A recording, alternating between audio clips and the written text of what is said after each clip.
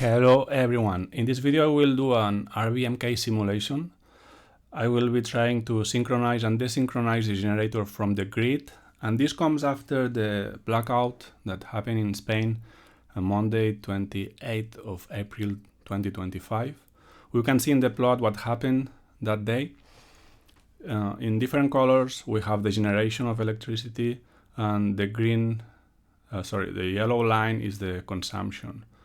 So you see that at 12:30 noon, Spain lost around 15 gigawatts of energy suddenly in a few seconds. And then it took many hours to restore the original situation. So the entire country was in a blackout for a long period. The causes of this are not official yet, although there is a lot of speculation. We have a socialist government, so probably we will not know the truth. Also, the grid operator has a party member as president, so you can imagine truth will not come out easily.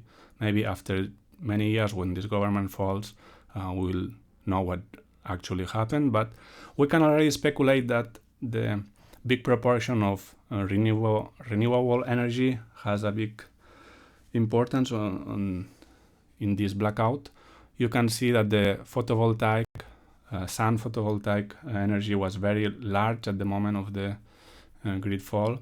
And we know that in 2022 there were at least 5 situations in which we were close to having a blackout for similar reasons.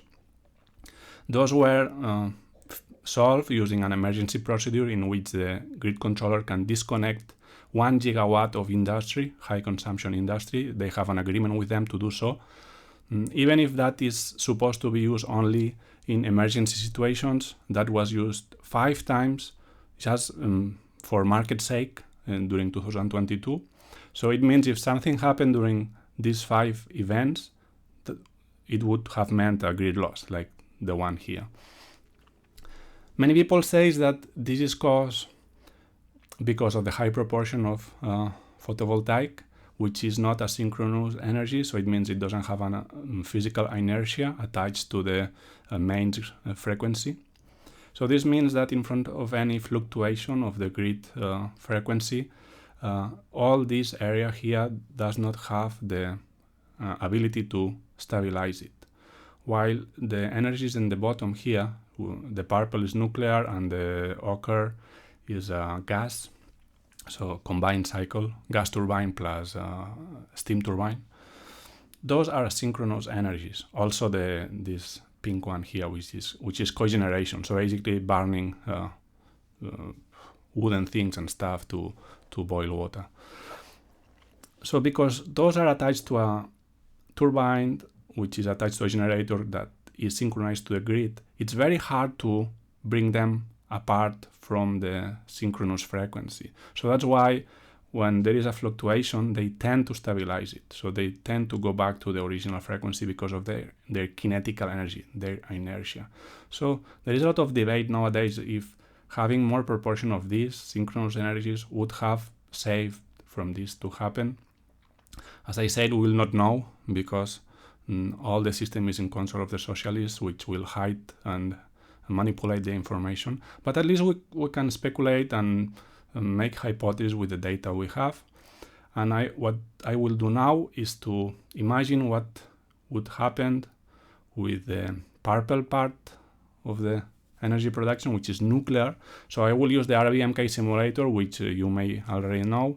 I have many videos using it for many purposes.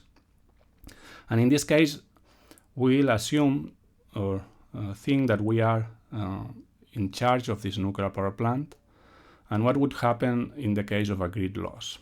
So the first thing we already know, in a case of a grid loss, there is an emergency shutdown. But what happened on Monday 28th is that there was already a big grid fluctuation at 12, so half an hour before the shutdown. So if you were in the operation of a nuclear power plant and you saw this big fluctuation, even if the grid controller did not warn you or anything, you could actually desynchronize from the grid because you had enough time. Half an hour is enough time to desynchronize from the grid without using the emergency shutdown, which has many drawbacks. Like after an emergency shutdown, you cannot reconnect easily to the grid. Actually, you can see during all the hours after the blackout, you don't see any nuclear production. And if we go to the next day, the 29th, there is not any nuclear production. The next day, it starts to have some, like at noon, 2 days after the shutdown, you have, what is the number? 2% of nuclear production, so 600 megawatts. And later at midnight, you have around 1 gigawatt. So very small. It takes a long time to reconnect nuclear power plants that have undergone emergency shutdown. This is because of several reasons. One of them is poisoning. All of them is the injection of boron into the coolant. So let's go to the simulator and let's see what we can do. I will use the latest version of the simulator. I will put the links below so anyone can download and repeat these steps at home. So the first thing I will do is the shutdown because of grid loss. So I will open for this the reactor here and the turbine here, and that's it. Well, the measure system summary, the selected trends. Yeah, the measure system summary will be useful, and the diagram here. So we have a nuclear power plant running at full power. This is the reactor, which the elements in red are on and the elements in green are offline. So basically the reactor is at full power. We see here the power set point is at 100%. The reactor is divided into symmetric parts. Each one is cooled with 3 MCPs, main recirculation pumps, and 2 out of the 3 are on. And then this generates steam that goes to this turbine that is attached to a generator, which is synchronized to the grid. Have you looked at the reactor fuel? Okay, I will disconnect the videos, the fuel consumption and the malfunctions because we don't use it as a game in this video. Okay, you may ask why the turbine is at 3600 RPMs. This is not common in a 50 Hertz grid, like is the case of Ukraine or the former Soviet Union or Europe in general. We are at 50 Hertz, so the synchronous turbines and generators spin at 3000 RPMs, not 3600. This is because this was designed by an American company, so I guess they used something that was already done for their grid. That's not a problem. It's the only thing that changes this number, but everything else must be the same. Okay, so I will simulate a grid loss, which will cause a turbine trip. So I will press this button, trip, and let's see what happens.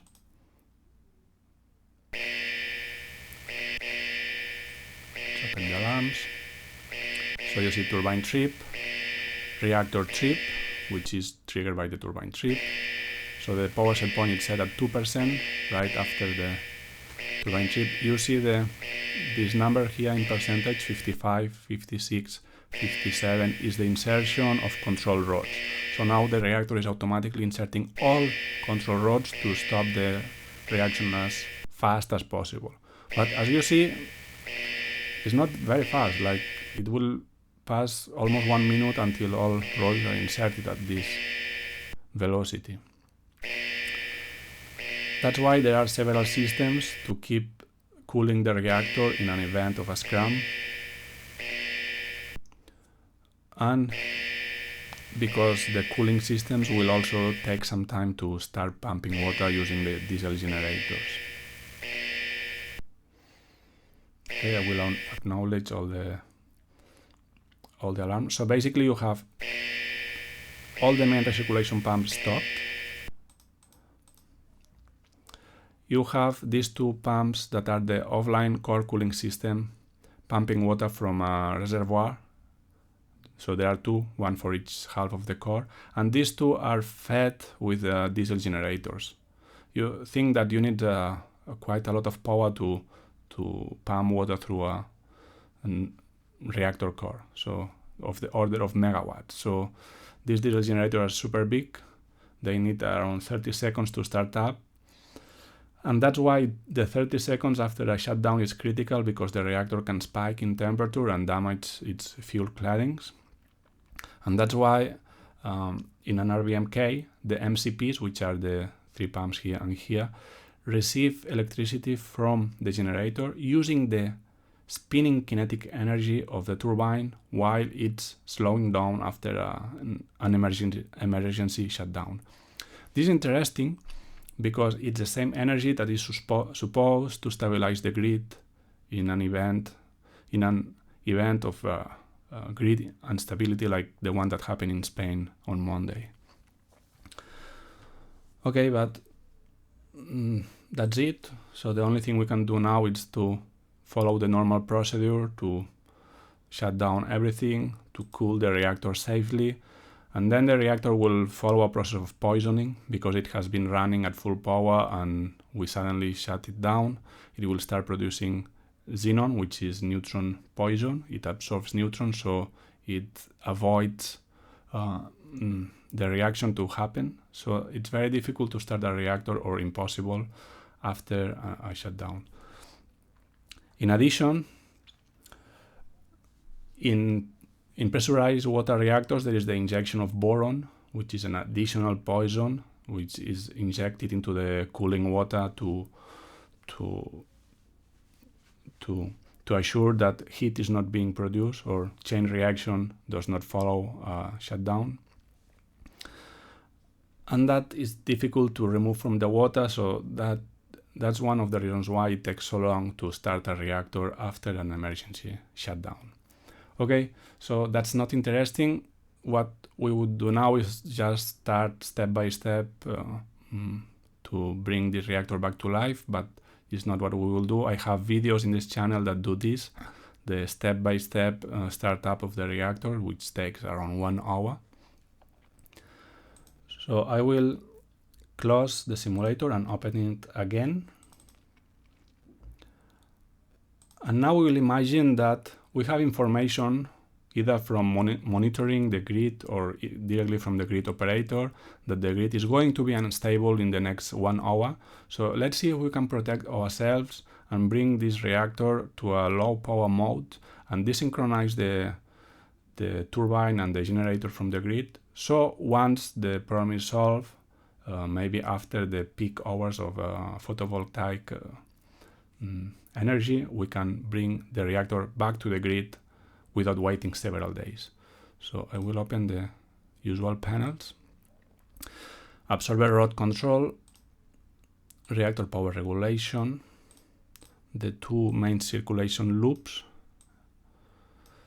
the turbine control, feed water pumps, makeup system, I don't think I will need, so no. Condensate system control, I will also open this. No, I don't need the summary. Select trends. Okay. Reactor core status. Tell me something. Have you looked at the... Okay, I will also close the video, the fuel consumption and the malfunctions. Steam drum flows. Main steam dam control. Turbine support systems. And condenser circulating water. I think that's all I need. Let's also have the condenser vacuum here just in case we lose vacuum.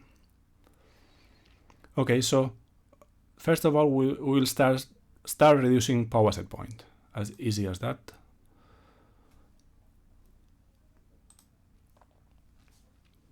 It's recommended to reduce no more than 5 at once. And basically what we will do from 100% power set point to 50% power set point is to follow the chart, make sure that everything is stable and nothing goes out the chart. So the red line is the most important, is the reactor level. You never want this to be too low. You never want this to go off the chart. Otherwise, fuel claddings will be damaged because they will overheat and because they lose the cooling power from the water. Okay, when you see things go back to normal, keep reducing power. 85.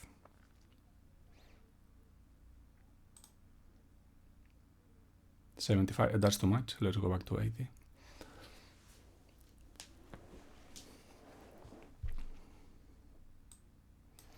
Let's have a look at the turbine speed control. We see that we're at 3600 RPMs. As we said, in Europe is 3000. Now is acting in auto mode. It means we have a desired drum pressure and the actuator closes and opens and closes the valve to keep this drum pressure. We see the generated load at around 600 megawatts. When we started, we were about 970 or almost 1000 megawatts, which is the rated power of this nuclear power plant. So we are reducing generated load. Let's keep reducing power set point. That's too much. 75.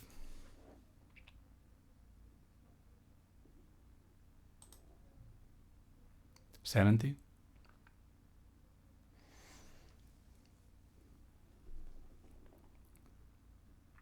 I will also start reducing a little bit the pressure set point. Let's go to 1400. Only 100 at once. Otherwise, this creates very strong variations in reactor level. Okay, let's go to 16 power set point. You can try to combine reducing power set point and at the same time reducing pressure set point, because reducing power set point reduces reactor level and reducing pressure set point does the contrary. So they kind of equilibrate each other, but don't go too quickly because it does affect other systems like hot well level. So let's be careful. Let's go to 50.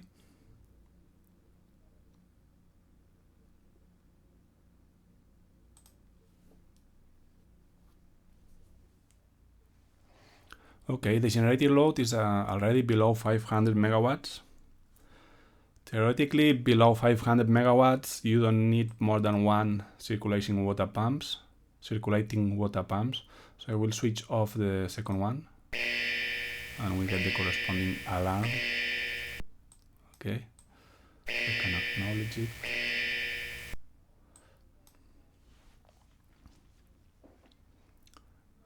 Okay, I will keep reducing power set point. 45.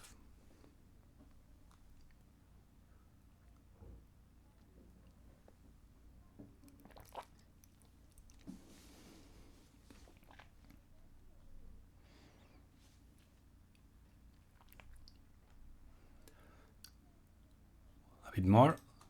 Let's go to 40. You can also verify that the neutron flux catches up with the power set point. Now there is some discrepancy because we have the thermal power correction, which we will disconnect later. So it's recommended to disconnect thermal power correction around 25%.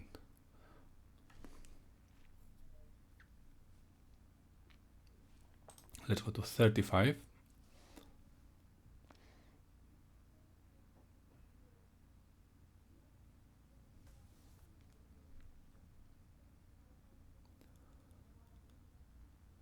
Okay, let's go to 30.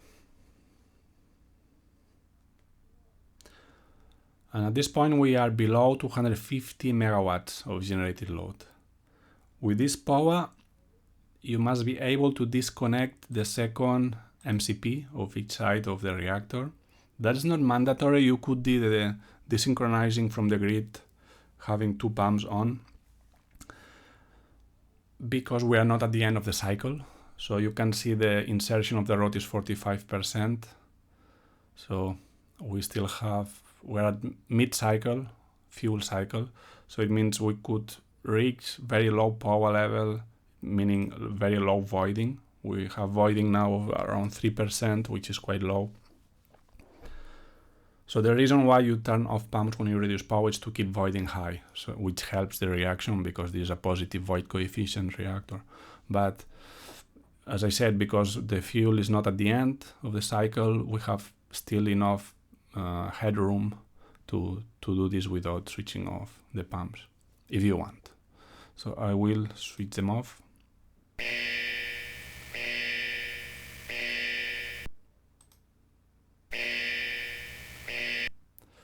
Okay, and keep, well, let's see if you see the voiding increases at 7%.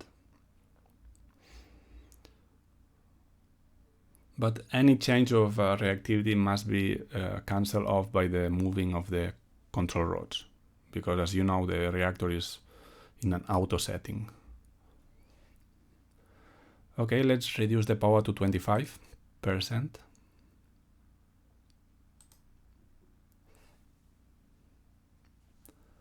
And as I said, at this moment we can disconnect the thermal power correction.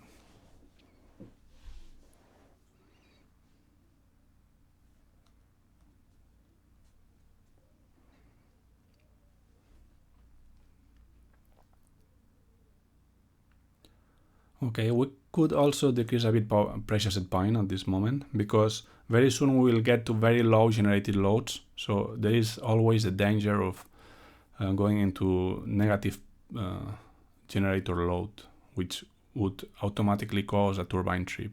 So let's decrease, no, that's too much, 300. And decrease the power to 20%.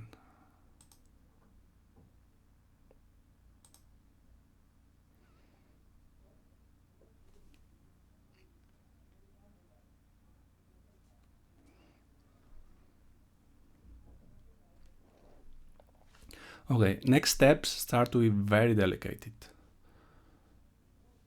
Like variations of reactor level will start to be dramatic in the next steps. Until here, everything is quite easy. You can already see the fluctuation of the reactor now that we are just doing nothing.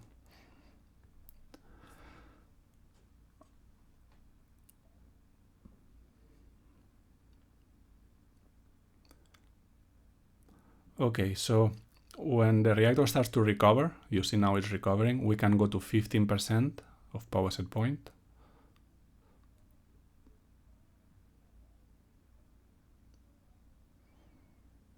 Generator load is at above 100 megawatts, so that's okay. We are not close to zero, but if we were, let's say, at 80 megawatts, I would not reduce 5% in once. Okay, 15% power set point. Let's have a look at all the trends now. That's critical.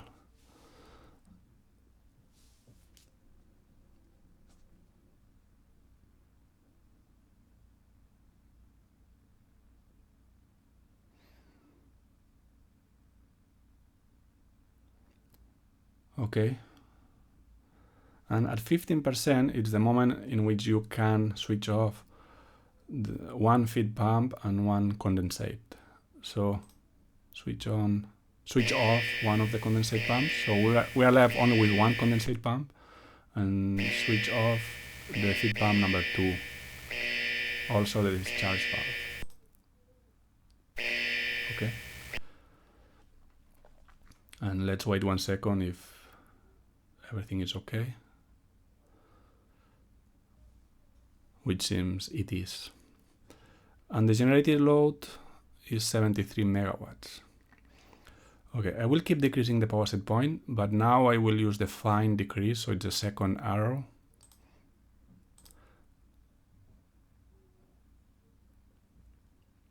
I will go to 13.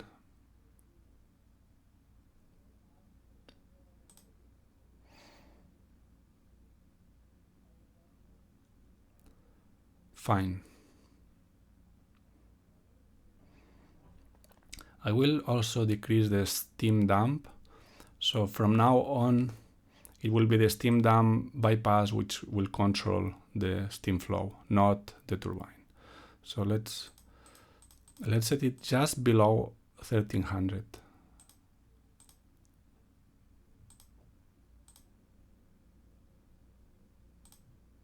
Not so low, not so low. Yeah, like that. 1200 something. I don't know why it's not opening immediately. It seems like there is a tolerance around the set point, and I'm not sure what's the value of this. But anyway, generator load 66 megawatts. So now that's a very critical thing, is to switch from the main valve in the drum level control to the startup valve. I will switch now. We can only do this when we are below 80 megawatts of generator load.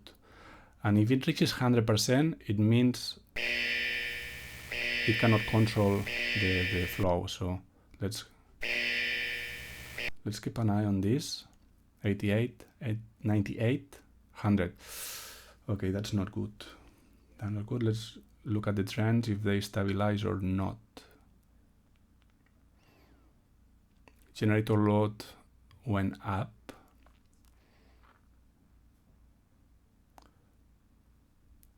If it does not stabilize, I will switch back to main valve. I will also switch to one element control.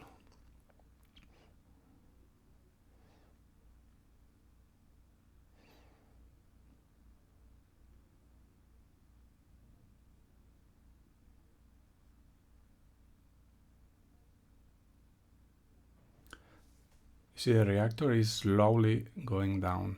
So 100% of opening is not enough.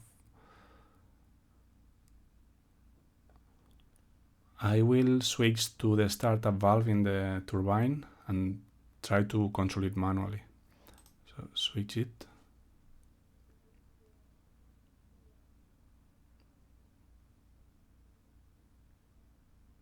You see a sharp drop in the reactor level. That's very scary. Switch to manual. 9 megawatts.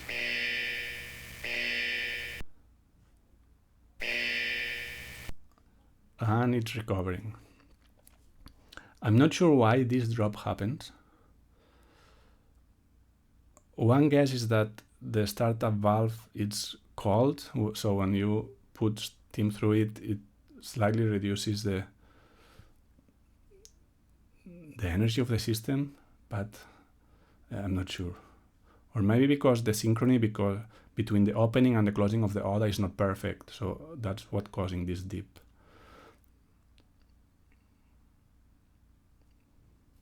Okay, I'm in manual now, so the opening is fixed at 22.4%, and the pressure set point is at this value, but controlled by the steam dump, which is open at 50-60%. So I will decrease reactor power set point now, because this opening of the steam dump is too big.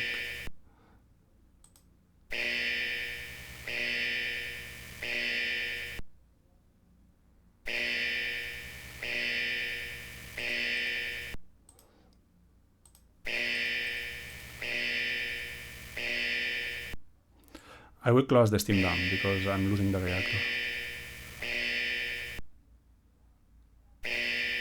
And I will switch off the auto scram control. Okay, I lost the loop 2, loop 1.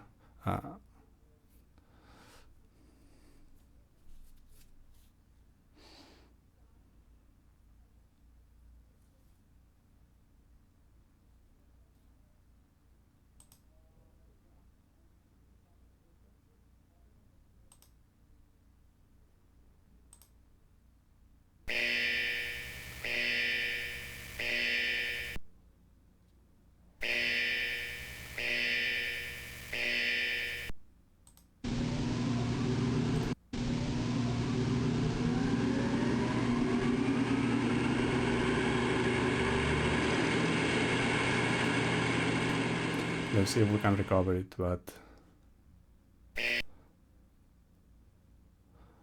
I don't know why I didn't damage any cladding. We're losing drum pressure very quickly. Power point is still at 11%.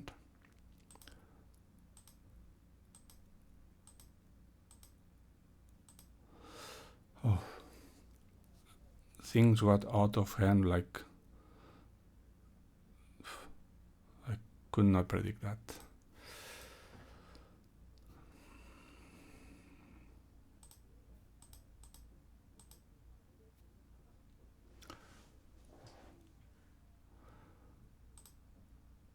Okay, I will just wait a little bit to see if things stabilize, but we almost lost everything.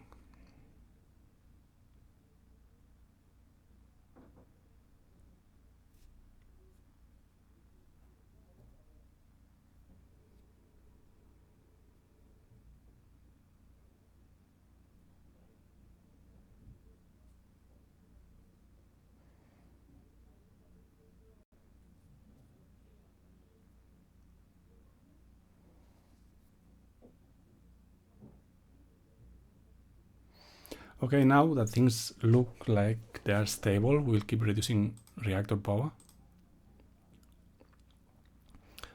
My idea is to go at around 7 or 8%.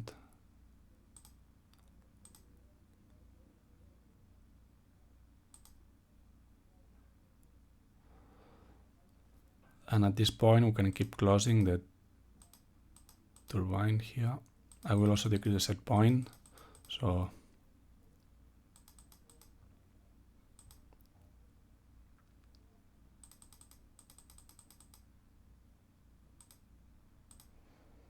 here, okay.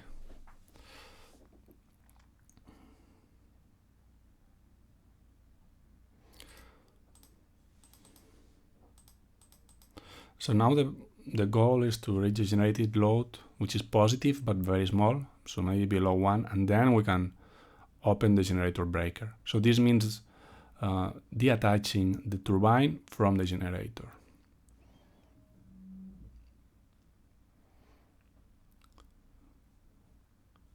Okay.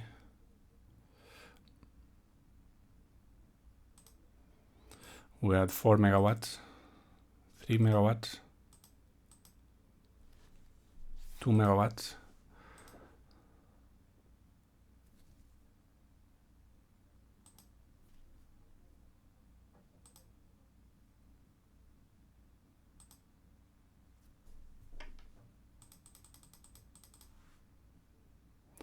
Okay, 0.7, 0.8.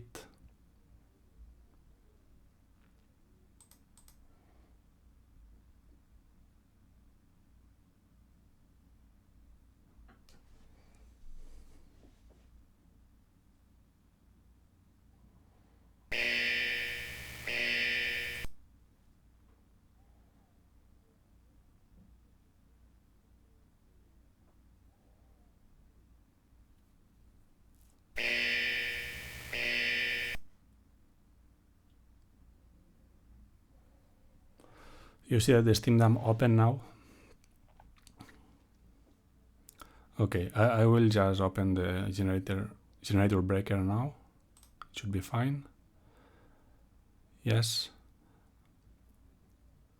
Now the speed is increasing because the turbine is freely spinning. It's not attached. Well, it's attached to a generator, but the generator is not synchronized. So there is no energy transfer to the grid. So that's why it keeps increasing. We should control it, otherwise it could damage the turbine. And now I can select auto and 3600 RPM.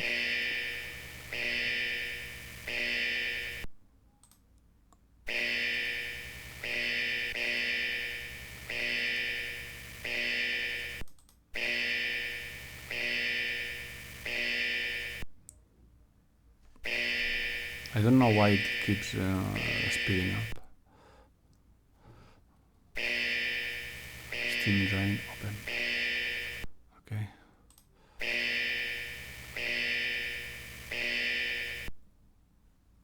Turbine overspeed. Okay.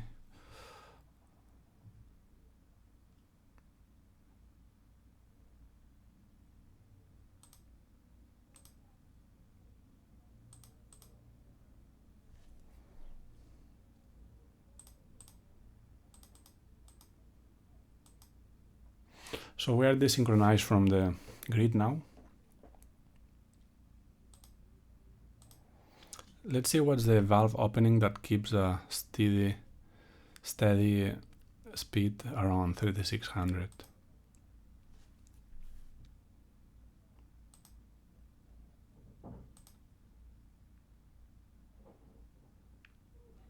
It seems 3.8 is about good.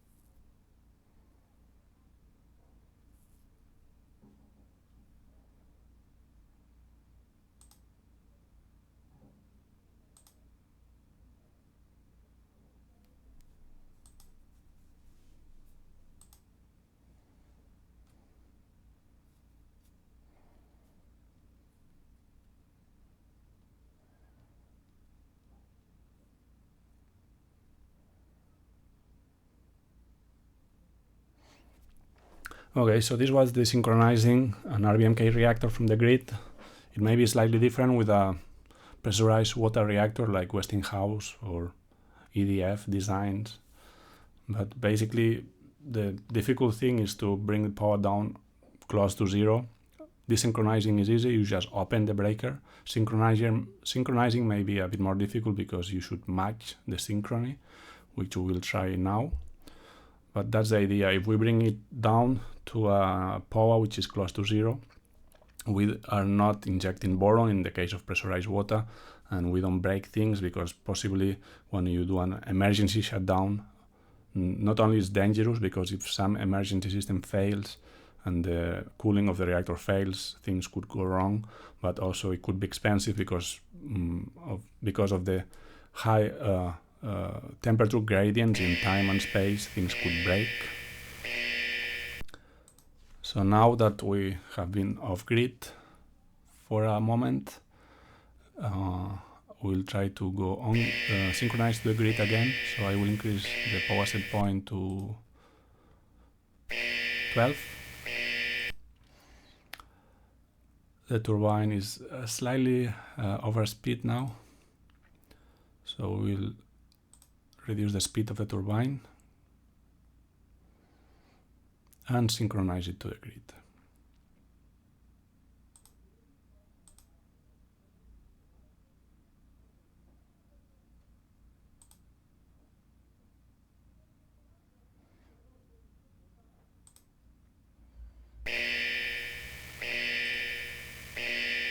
We'll turn on the scope.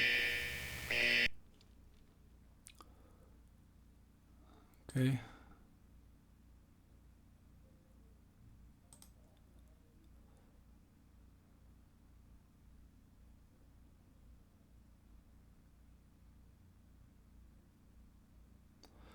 And when we are at the top dead center, now, yes, it's synchronized, and now very quickly open the valve so we don't have negative load.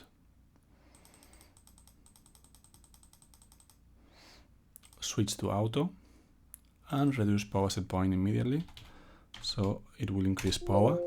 So So you see the generated load is 6 megawatts, and it will keep increasing because I will increase power set point in the reactor.